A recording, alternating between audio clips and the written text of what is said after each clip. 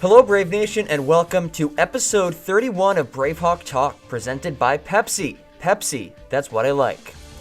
I'm John Gross, and as we approach the start of the spring semester, the town of Pembroke is excited to welcome back UNCP students. We are thrilled about the many new projects in town, including the A.S. Thomas Center. Visit www.pembrokenc.com for more. Today we are joined by Delson Burkhart of the track and field team and Executive Director of the Braves Club, Adam Hardin.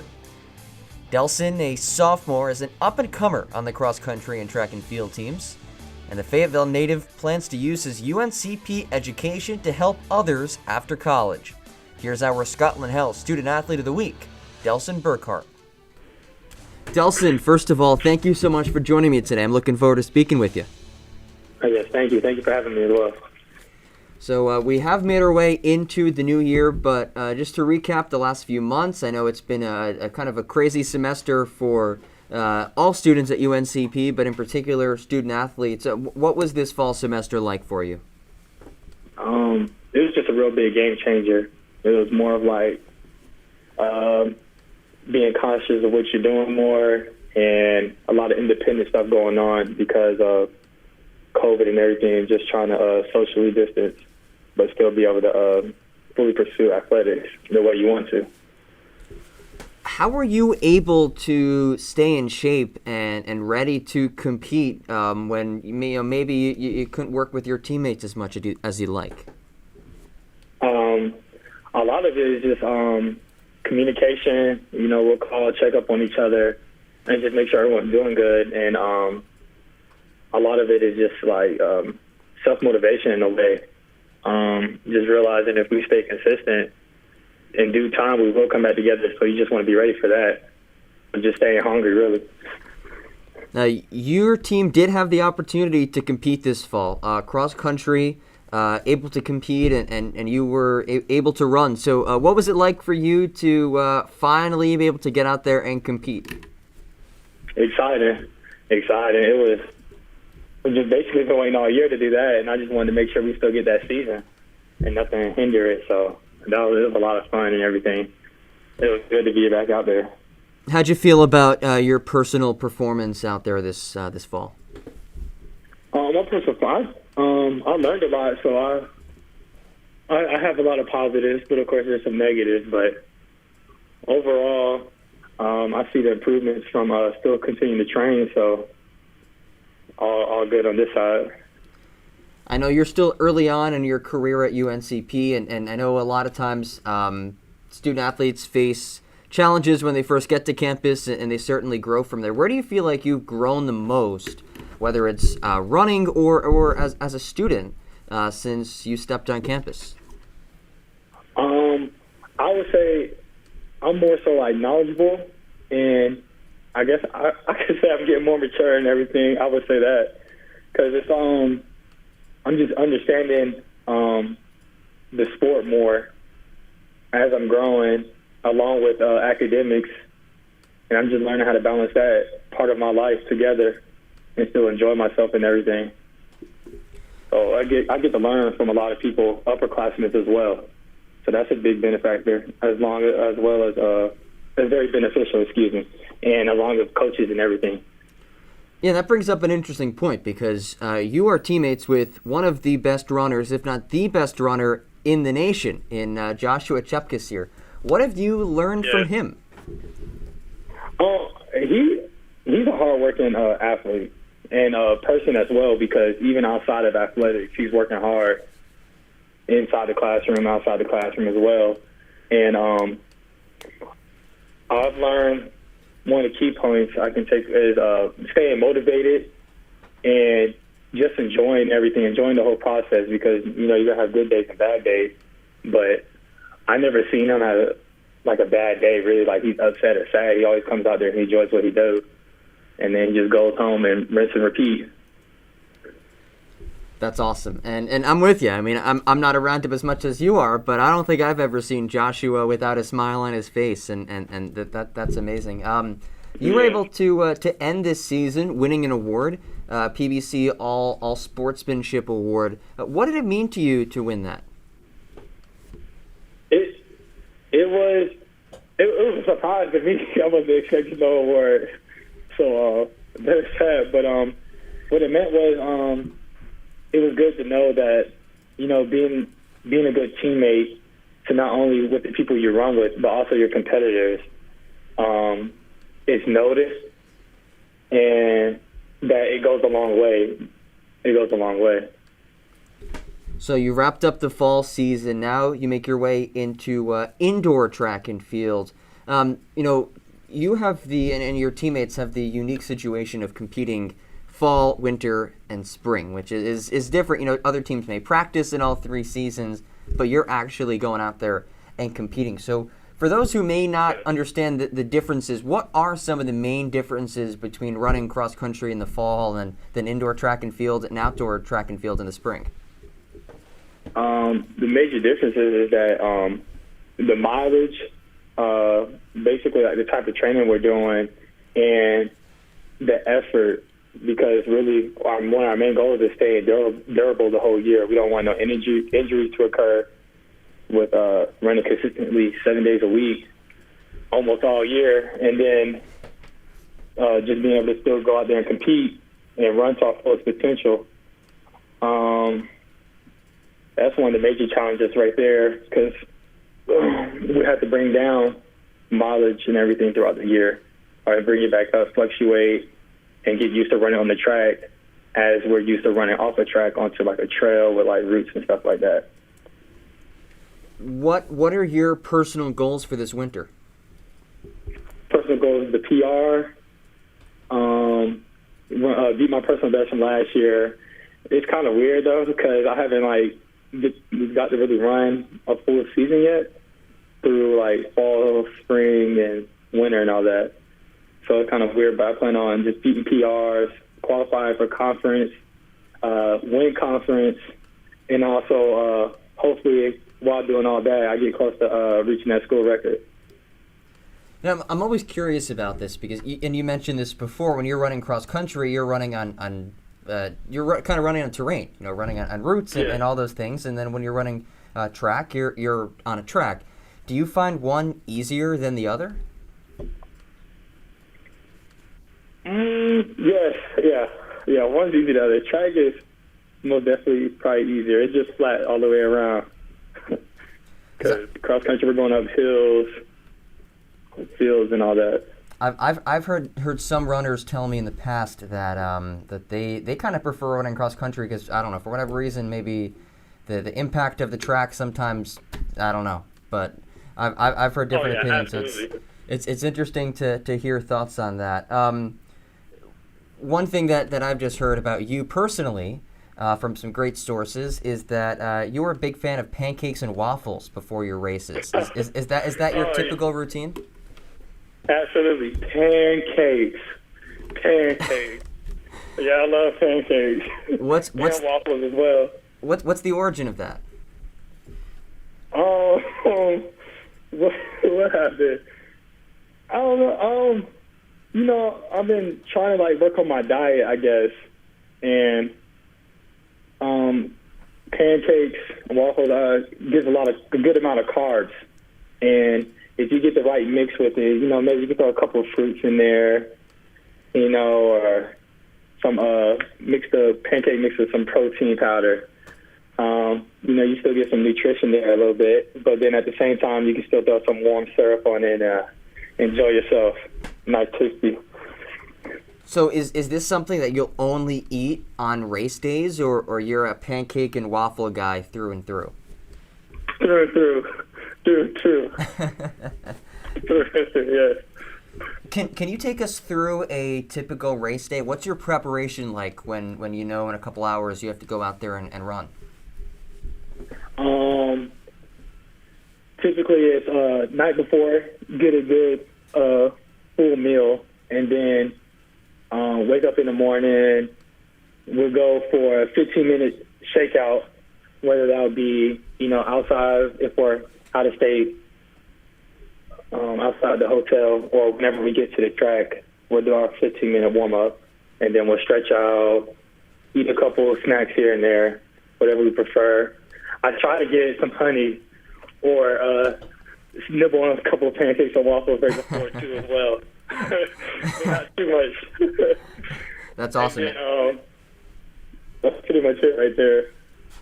I have to say, you might have been jealous of my dinner last night. I had pancakes for dinner last night. Got some good IHOP, so very, very happy with that meal.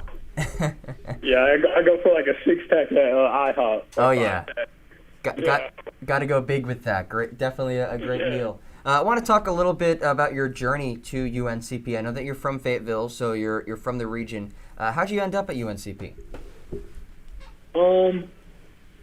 Coming out of high school, I wasn't big on where I was going. I was just trying to find the right fit for me, and a couple of my teachers, mentors at high school, they expressed to me that, hey, Pembroke's a good academic school, and it's not too huge where you can get lost. You can still find yourself, because I was still trying to figure out what I wanted to do in college, and as well, the track and field program is growing, and I was hearing good things about Pembroke, so I was like, why not? So I reached out to the school and everything, and here I am. And now that you're here, I see on the website you are a business management major. Is that still what you plan on pursuing academically? Bio. Bio, okay. So Yeah. what's your career goals beyond running? If you have them. I know you're still early on in college, so it's totally fine if you don't. Oh yeah, pretty much almost anywhere in the medical field. That's awesome. Why do you want to work in the medical field? I like helping people, and I like answering questions, and also just like seeking better health in any way, because everybody's not the same. To be able to learn different ways of how people get better or want to do better is very interesting. I always enjoyed that, so I'm just trying to find my best way to apply that. Would you hope to become a doctor, or at this point you're open to anything? Open to anything, but along the way I do plan on becoming that doctor. That's amazing. Well, thank you for that in advance, because we could always use more doctors, especially now seeing what's going on. So thank you for that. We like to end with a question that'll make you think a little bit. And I believe I asked a couple runners that we've had in the show a similar question. Obviously, a lot of beautiful places in the world to run, and you being a cross-country runner, you have experience running across some tougher terrains. If you could go for a run anywhere in the world, where would it be? It would be the mountains. I would go back up to Boone. I like Boone. I like running in Boone. So you've done that before? Yes. What's that like? It feels different because you're at higher altitude, but just along the way of doing that, you just kind of like block all that out, and you get to see this rolling mountains, the horizon, the clouds, the wind, and all that. And then also, I like to go up there and try to find some nice pancakes. Yeah. Great. Well, Delson, thank you so much for your time today. Best of luck the rest of this season, and hope you have some great pancakes and waffles soon. All right, thank you. All right. Thanks to Delson for hopping on today, and we wish him the best of luck this winter and spring. As we mentioned earlier, there are a lot of exciting things happening in the town of Pembroke. Need a place to stay to enjoy them all? Spend the night at the Holiday Inn Express of Pembroke. The Holiday Inn Express of Pembroke is the official hotel provider of UNCP athletics. The Braves Club plays a critical role in ensuring the success of UNCP student athletes both on and off the field. Adam Hardin, a proud UNCP alum and Lumberton native, is the one behind it all. Let's welcome Braves Club Executive Director Adam Hardin to the podcast. I'm very excited to be joined by one of the busiest people on this campus, the one and only Adam Hardin. Adam, I know you have a lot going on, so thank you so much for taking time out of your day to speak with me. You bet, John. Thanks first of all for having me, and Happy New Year to you, and also Happy New Year to our Brave Nation listeners. Absolutely. Happy New Year to you as well, Adam. Thank you for that. First of all, we are happy that the calendar has turned from 2020 to 2021 because 2020 was a difficult year for many. What was 2020 like for you? Yeah, I tell you what, I think all of us in our office and the entire campus, and I'm sure most campuses across the nation are glad to put it mildly, to turn the page on 2020. 2020 was like, especially with my role in athletics development at UNCP. It was a big challenge, John. It really was. In fact, I was on the phone just this morning talking with one of our donors about those challenges. As you know, with higher education right now and budgets the way they are, and especially how our booster club is set up, so many of our fans look forward to engaging us on a personal level, right, with our in-person sporting events, and not having those in-person events, those athletic events. Wow, did that change the landscape of our work? You know, so to put it mildly, John, 2020 was a big challenge, but we got through it, and we're really looking forward to as we turn the page to 2021. Really looking forward to getting back to some sense of normalcy. You know. Yes, amen to that. I agree with you there, and I know that you are also a dad. You have a baby boy. So, what has that been like for you? No, I tell you what, that is, and my wife Trish and I were speaking about this over the holidays. As rough as 2020 was, and we all know 2020 was very rough indeed. By far the best thing that's ever happened to me in my life occurred in 2020, and like you said, that was becoming a father to our little boy Basie on March 4th. So if there's one little glimmer of light, and it was a big light. That's a big one, yeah. Yeah, but it has been great. It's been a lot of fun. It's every single day is a new learning experience. I will tell you that. I can only imagine, Adam. Before we move on, I want to get a little overview of what your job actually entails. Your official title is the Assistant Athletic Director and Executive Director of the Braves Club here at UNCP. So what do you do? Really good question. We get asked that a lot. So my role is not really that old of a role at UNCP, but it is to really oversee, in conjunction with our athletics director, Mr. Dick Christie, to oversee our athletic development office. The job really has two buckets, if you will. It first and foremost is major gift athletic development, which is gifts over $25,000 or more that come into the UNC Pembroke Athletics Department. And I don't know if you caught it, but I work on those in conjunction with our athletics director, Dick Christie, and then also our vice chancellor of advancement, Mr. Steve Varley.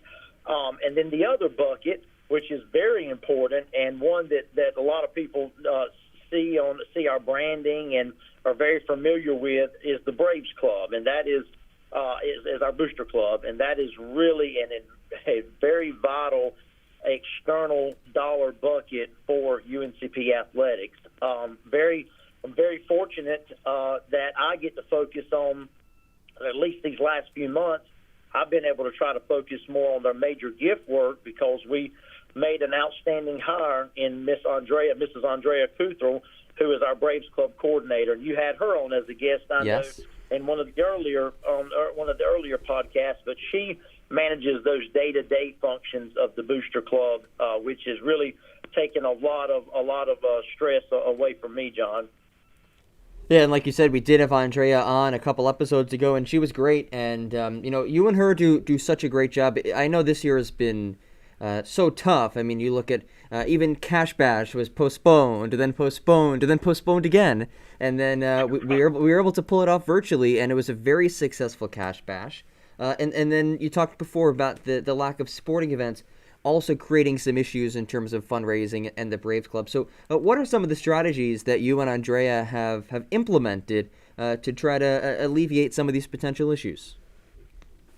Great question. First and foremost, when you look at a booster club, right, and we're no different than a booster club at UNC Chapel Hill or the Wolfpack Club at NC State.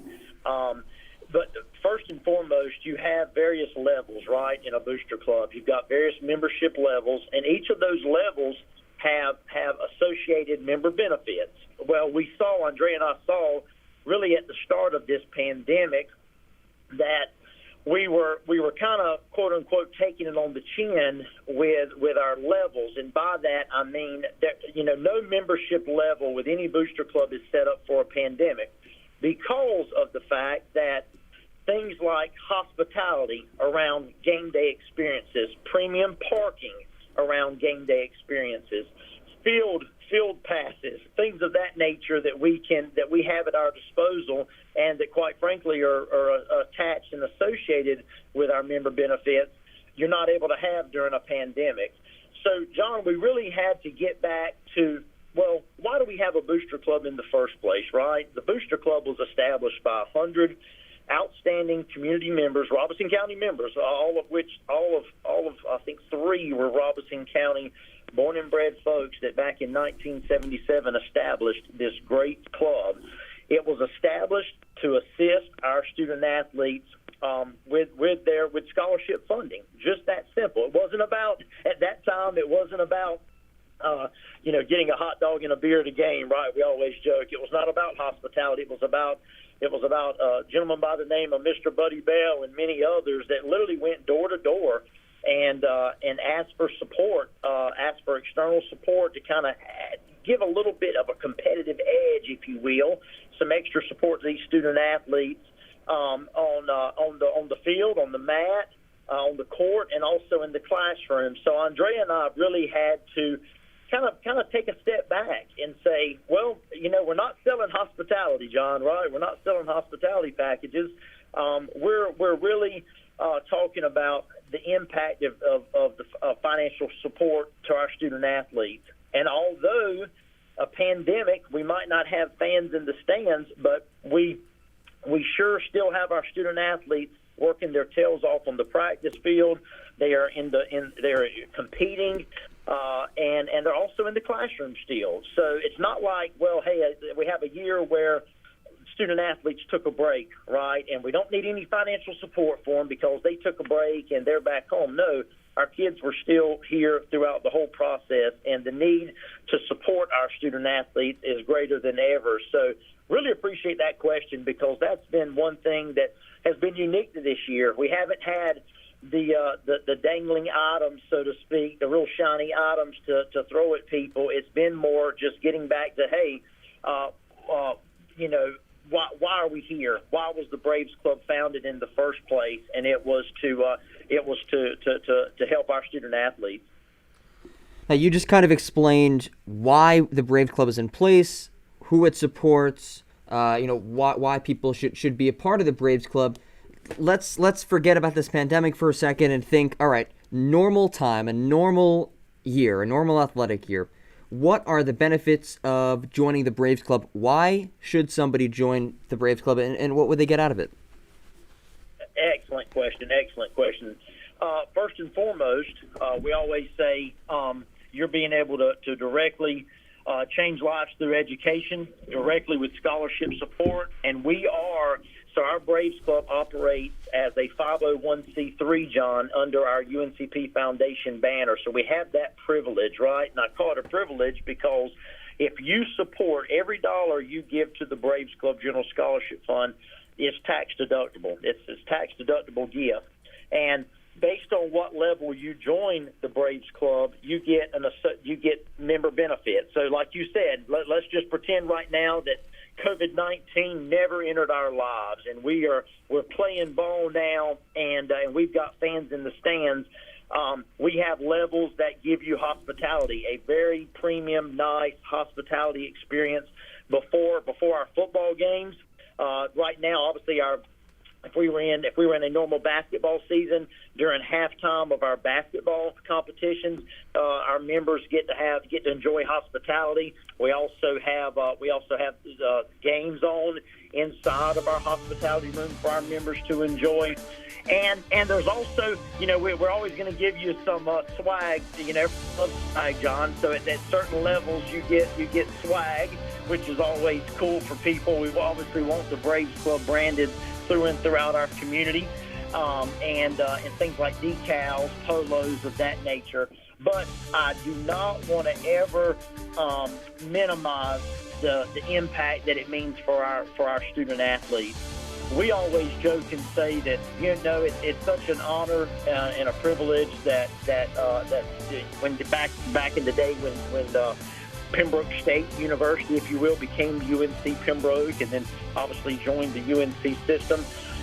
Those state dollars mean a lot to us, but it takes things like the Braves Club. It takes external funding to really kind of give you that competitive edge. And our fans, we have got an outstanding fan base. We've got an outstanding Braves Club base. Looking at the D2 landscape, I would not trade fan bases with any other D2 college in America that I've seen, and I mean that wholeheartedly. But those fans, they know that at the heart of it, that when you join the Braves Club, you're directly supporting those young men and young women you see out on the field of play. It's all about the student athletes with the Braves Club, and that's why I love it. It's the most pure form of philanthropy you could find, John. And before we move on, just so our listeners know, if they want to get involved with the Braves Club, how should they go about that? Outstanding question. So you can actually go directly to our website, which is www.uncp.edu/sports. Actually the easiest, John, so I'm sitting here driving, lost my train of thought, would just be uncpbraves.com. Just have them go on the main athletics website, and then we have a Braves Club link that they are able to join. Or if we're still a very personable club. If they want to directly call Andrea Kuthel, they can do that. She is easy to reach by email at andrea.kuthel@uncp.edu, or you can directly call her at area code 910-521-6597. Well, there you have it. A lot of good information about the Braves Club. And I want to transition to talk a little bit about you yourself. You touched on before how the founding 100 members, about 97 of them are Robeson County through and through. You yourself are Robeson County through and through. You're from Lumberton. You attend UNC Pembroke. What does it mean to you to represent UNCP, being somebody who's from this region? I'll tell you what, John, it's like a dream job. I'll tell you. So let's back up a little bit. You're right. I'm Robeson County, born and bred, proud graduate of Lumberton High School, and then was obviously afforded a great opportunity to come to UNC Pembroke.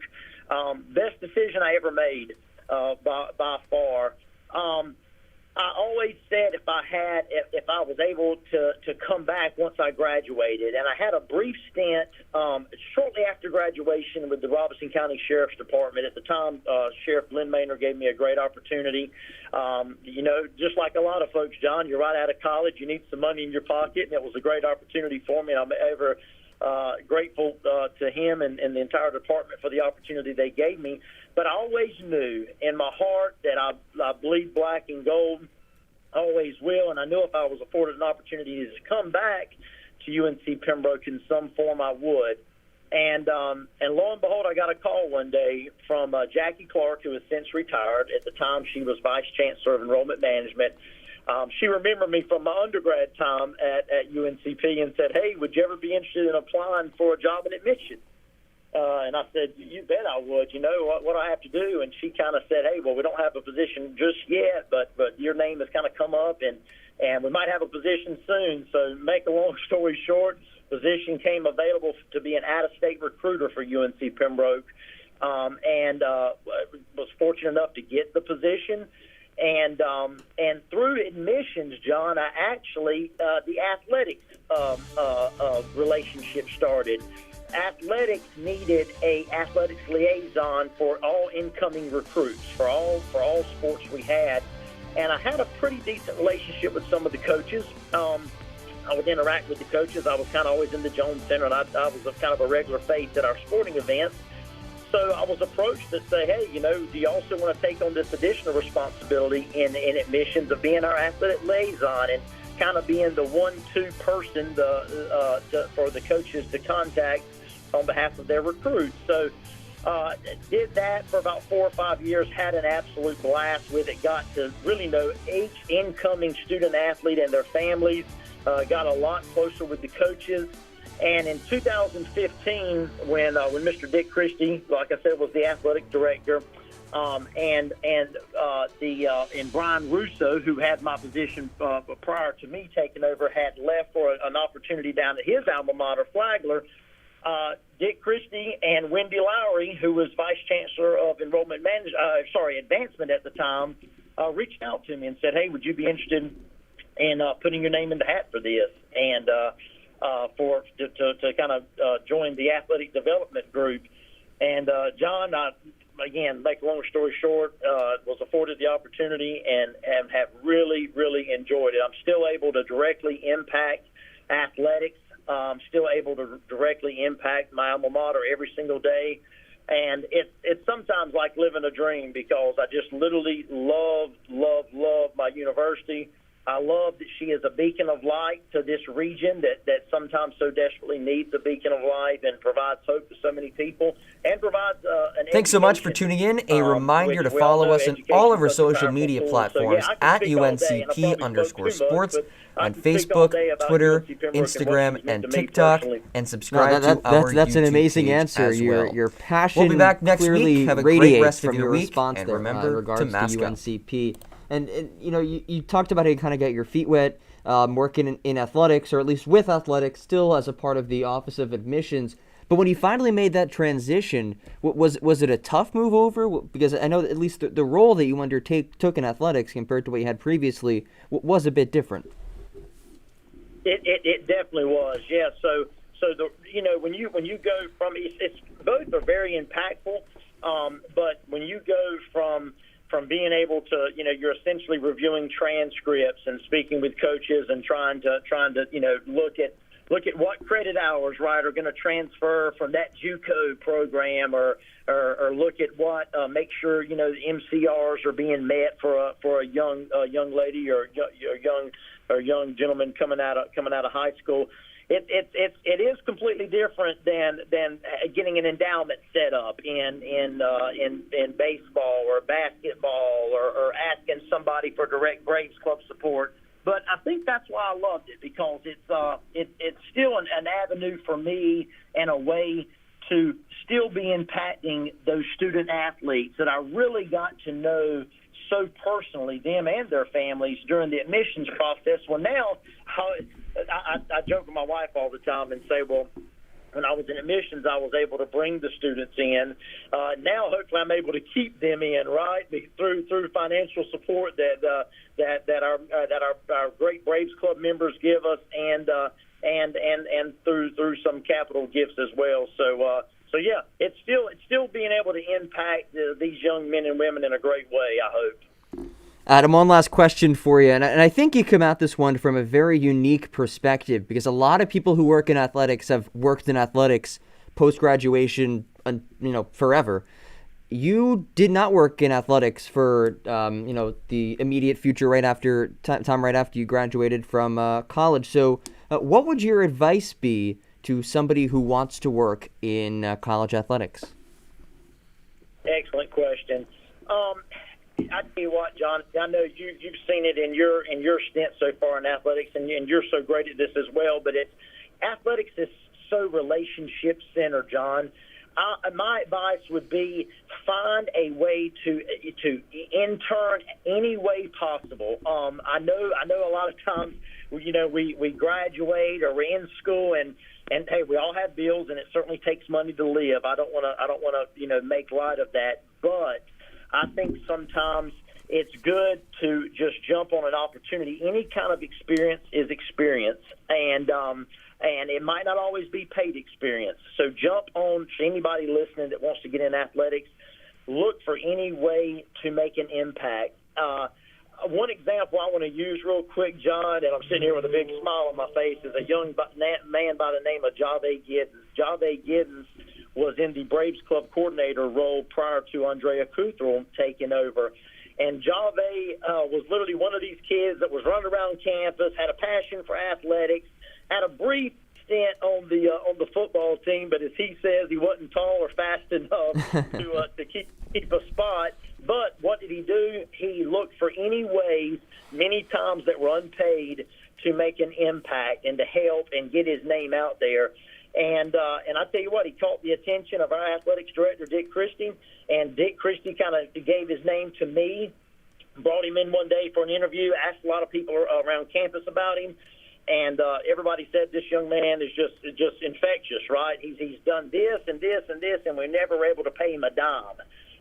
So I've always kind of looked at, there's a lot of Jave Giddens out there, but I look at a young man or young women out there that want to break through. Look for ways to impact that don't always pay, but will get you in front of the right people. And then when you build those relationships, if they have an opportunity, and I know budgets are tight right now, but hopefully when they have opportunities, they'll have your name in mind. Jave is an absolute legend. Great answer with that. And Adam, thank you so much for your time today, and thanks for all that you do for UNCP. Thank you too, John. Thank you too. Looking forward to a great 2021. Thanks so much for tuning in. A reminder, follow us on all of our social media platforms at UNCP_sports, and also subscribe to our YouTube page. We'll be back next Wednesday. Have a great rest of your week, and remember to mask up.